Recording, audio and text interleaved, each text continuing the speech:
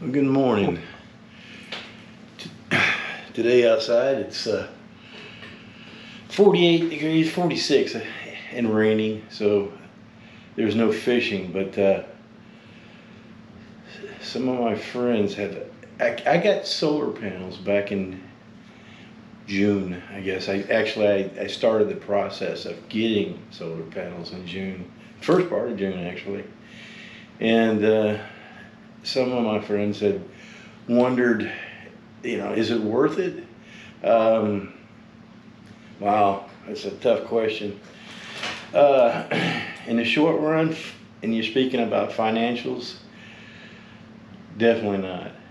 You're going to spend more money. And then let me clarify the type of solar energy that these guys, they come to your door and they say they want to see if you want to be, if you're interested in solar panels, and the system that they're selling to you is an on-grid system. The power that you produce is not saved to a battery. It is part of the grid, the Texas power grid. And so you're putting energy back into that, and they monitor it, and they give you a website or an app on your phone, and you can see the line on top is October, and the bar graph is November, and the last few days of November have been cloudy, and you can see the electrical my system produced is dropped off quite a bit. Compared to October, I produced, or my solar panels produced 1.3 million watts. And we're halfway through, we're over halfway. Today's 19th. And we're not even halfway yet to that goal because of the type of weather we've been having here lately. Which leads me to the next point. When they design your solar panel system, they base it on the energy you use. So they take 12 months of your electrical bills and they find out how much you use, and then they build the system to that. And I think that's part of the guidelines that this program with the federal government is to get the tax refund. So in essence is that you're not going to be producing more electricity than you need. And then some people might think that, oh, well, now I got solar panels, I don't have to worry about an electric bill. You turn the air conditioner down to 75, or for me, I keep it around 80 in the day, and some people, go down to 68. So if you think that you're going to be able to take your air conditioner down from 80 to 68, you're going to have a power bill and a solar panel bill. And so what you're doing today, you'll have to continue to do even when you get solar panels, if the point is to save money. And so the second thing is that if the power goes out, don't think you're going to have power. For safety reasons, since your solar panels are connected to the grid, when the power goes out, it shuts down access. Your solar panels are no longer putting the electricity on the grid. So everybody's out, you're out. Now, so I looked into the battery situation.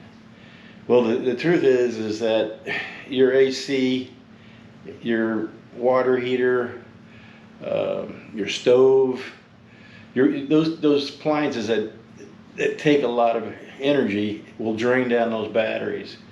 So to get a battery, it was going to cost me an additional $20,000 which really threw the whole thing cattywampus. Meaning that the cost of those batteries I was never going to recoup from electrical bill. so that they don't push that. Now I do have a little solar generator. I think Gold Zero, 400 watt. It's got a 100 watt panel. I keep it in the shed. There's no electrical in the shed, but it charges all my batteries. I mean, I've got lots of power tools. I've got trimmer, a grass trimmer. My lawnmower is electric. It charges all those batteries, and it does a good job. That's kind of more what I think people, and I can use, as much battery reserve as I got, and then I wait for the solar panel to come up. I think that's what most people are thinking, that the solar energy, that they're knocking on the door. No, it's not that. Now, the one good thing it does do is that it takes the load off the Texas power grid, and so you're actually removing your house as being a burden on the load of the power grid. And I think that's about the main benefit out of it all, and that's probably why the federal government's even involved with the tax refund, is to, they realize that to produce the amount of electricity, we're going to run out of space, in ways and fuel and all that to do it. So they thought this, people put solar panels on their own house. Their house is not drawing from the main power grid, and it's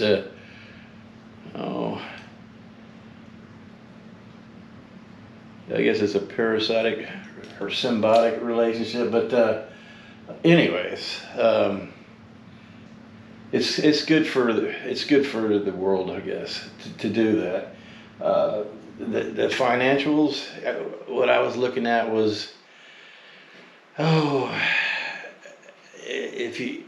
when I first started looking into getting solar energy, I was paying 8 cents a kilowatt hour, and then back then it didn't make sense to get solar panels. And then when I had to renew my energy this last time, they bumped it up to 10 cents a kilowatt hour, which put me at an average of $200 a month, which put me at the same cost for solar panels. And I got to thinking, well, look at gas. Gas just all of a sudden, boom, way out of hand. And so I got to thinking, I'm thinking about retiring. Might be a good idea for me to lock in my electrical rates at $200. I know I can afford that, and so that's kind of why I decided to go and get the solar panels. And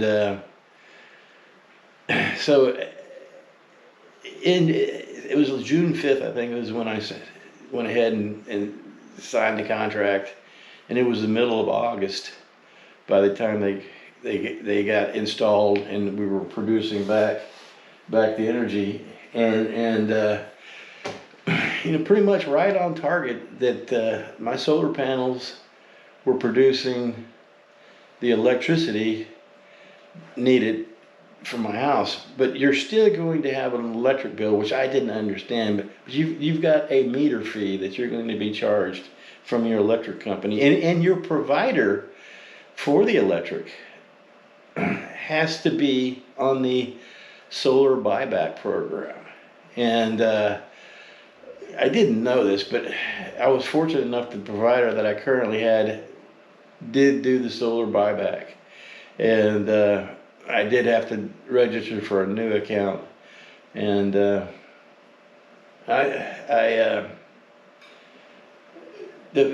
August, since I was halfway through, it really did cut my bill in half.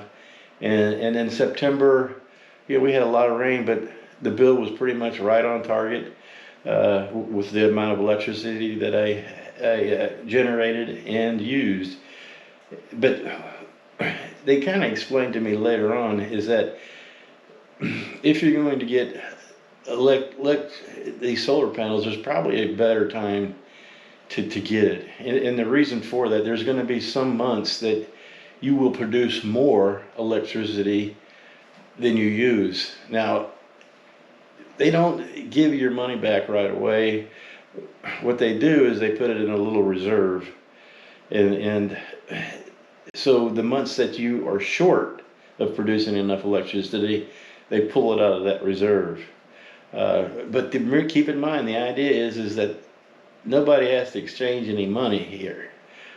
So again, if you produce more electricity than you need, there's going to be months that you're going to need to draw from that reserve. So you're not going to make any money off your solar panels. So it's not designed to do that. So after you get you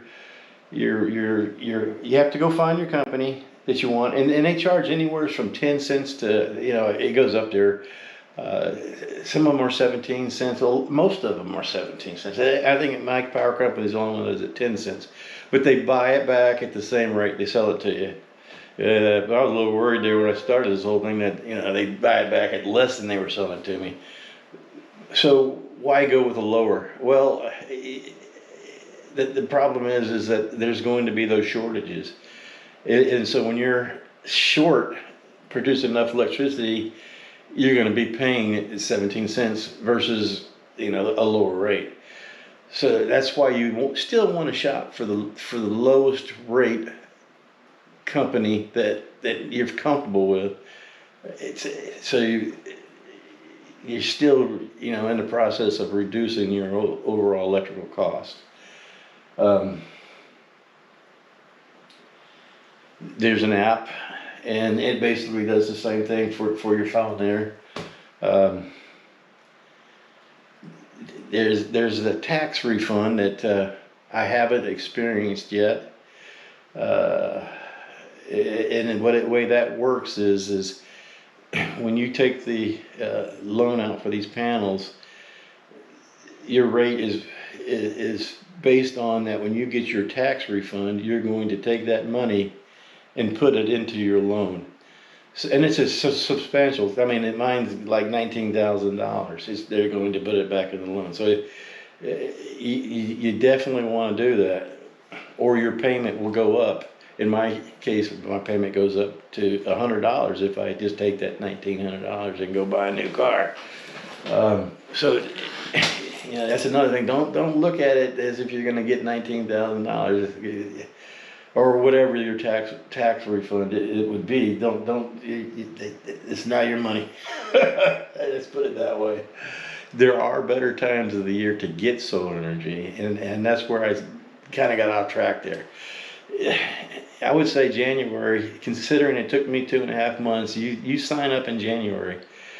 By the time you get these cold, dreary days that don't produce a lot of solar energy will be over with. So you're coming into spring, and you're getting you're still cool enough to where you're using your air conditioning, and so that's when you start building up this reserve pool, and you build up that reserve pool. So when you hit months like August, where you're really cranking the air conditioning, you can pull from that. In September, where I live, September, the air conditioning is cranking. And then, here in November, we're turning on the heater. But kind of weird how cold it is right now. But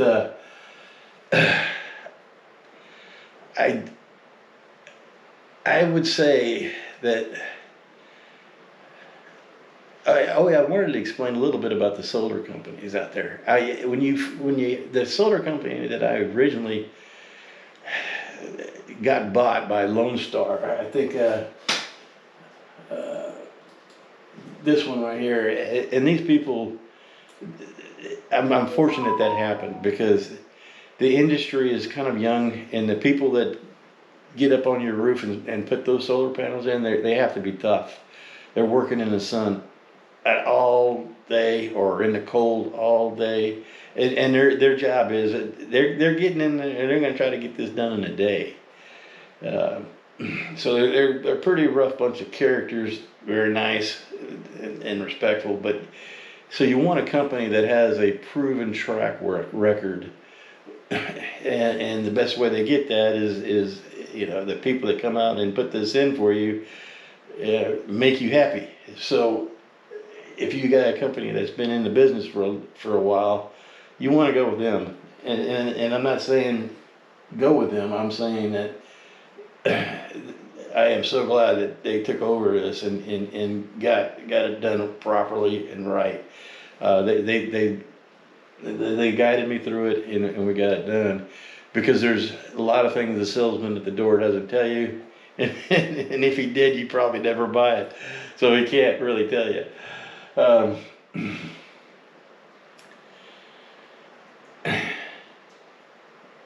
Oh, there's a little bit of equipment on the side of your house by your power meter they put on. If it wasn't cold and rainy, I'd go out there and show you what it looks like, but it's not very much equipment. You probably would never notice it, and it looked pretty nice and neat, and it's on the side of my garage. Nobody sees it from the street, so I guess one's a main circuit breaker that if a tree was to fall on the roof and crash through the solar panels, you could go ahead and just turn it off to remove your house off the electrical grid. I mean, it would move. No, it removes your solar panels off the electrical grid. Your house is still tied to it, so you still would have power, but your solar panels wouldn't be, getting hot, or some kind of short circuit through the power grid. And I don't really think those solar panels will break. They're pretty tough. I saw a lot of commercials on that. So I went and found the form. Now nobody's going to give you the form of what you got to do, but I got a feeling that the bank that does the financing for these solar panels will help you when the time comes. But you can go find that on, do a Google search, and you can get the form, and you can get it all filled out. But I've got a strong feeling the bank's got a strong stake in this, and they're going to make sure that you get it done. But I could let you know how that goes. But basically, the point of this video is to let you guys know, if you're going to do this purely to think that you're going to save money right off the bat, you probably won't. In the long term, I think you will, because electricity historically hasn't gotten any cheaper. And if I look at my entire lifespan, it hasn't risen a whole lot. I think I first was paying for it was around 6 cents a kilowatt hour. Now it's 10 cents a kilowatt hour. It will go up. And that's, for me, that's probably a 40-year time period. It went up 4 cents. So I wouldn't panic about it going up, except for, man, some crazy stuff's been happening lately.